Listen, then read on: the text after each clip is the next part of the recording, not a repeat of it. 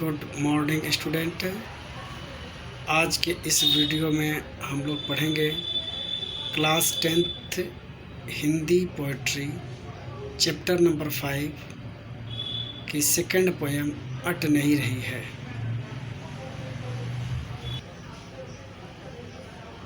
Poem अट नहीं रही है।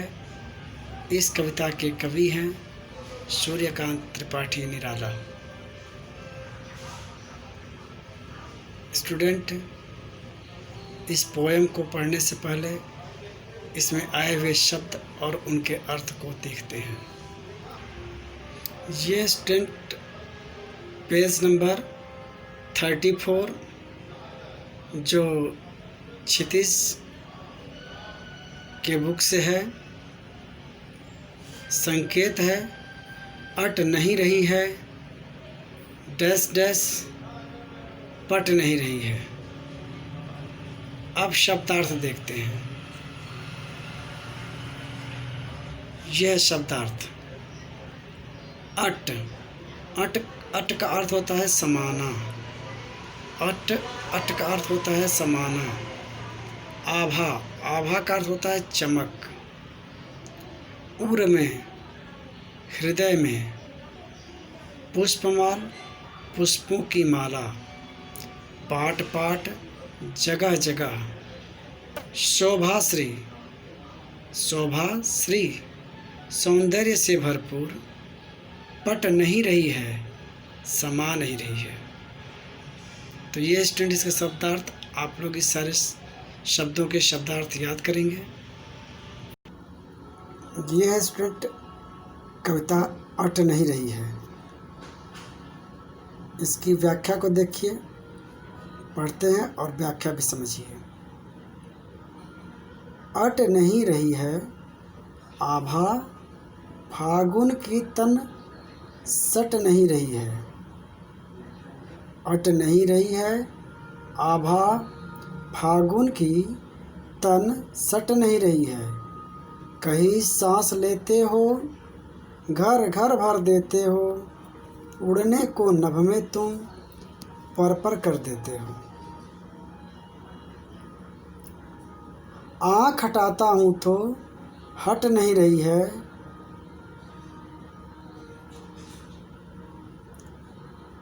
आभा फागुन की तन सट नहीं रही है।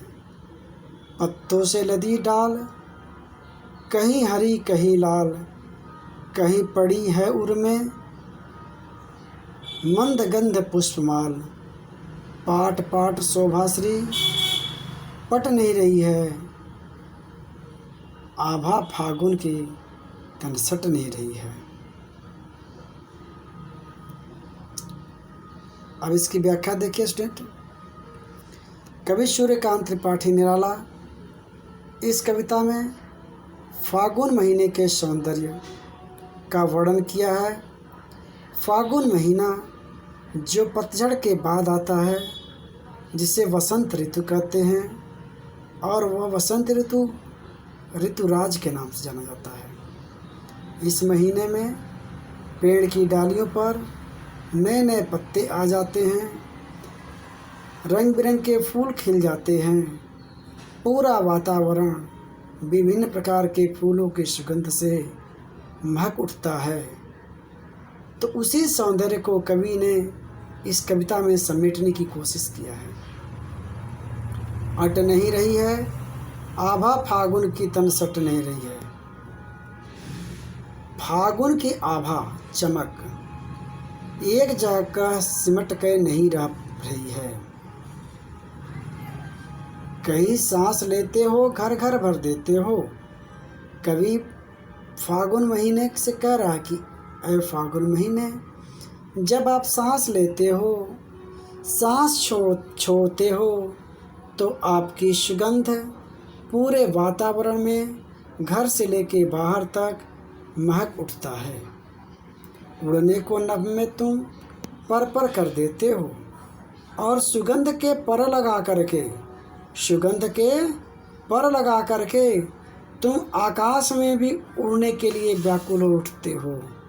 कहने का अर्थ है कि फागुन महीने में सुगंध धरती से लेकर आकाश तक सर्वव्यापक होता है, चारों तरफ फैला रहता है।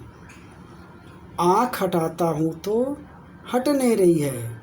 कवि कहता है कि इस फागुन का महीना इतना सौंदर्य, इतना आकर्षक होता है कि बरबस लोगों का ध्यान, लोगों के आँखों को अपनी तरफ आकर्षित करता है और चाह करके भी हम अपनी आँख इस फागुन के सौंदर्य से हटा नहीं पाते हैं।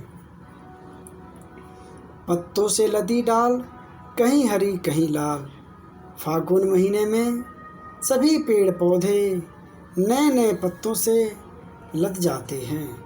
कहीं हरी कहीं लाल, कहीं कहीं तो हरे कहीं लाल, विभिन्न रूप रंग के फल फूल से बगीचे भर जाते हैं। कहीं पड़ी है उर में मंद गंध पुष्पमाल, और कहीं कहीं तो सौंदर्य इतना सुंदर होता है कि देखने में लगता है कि विभिन्न रूप रंग के फूलों की माला पड़ी हुई हो।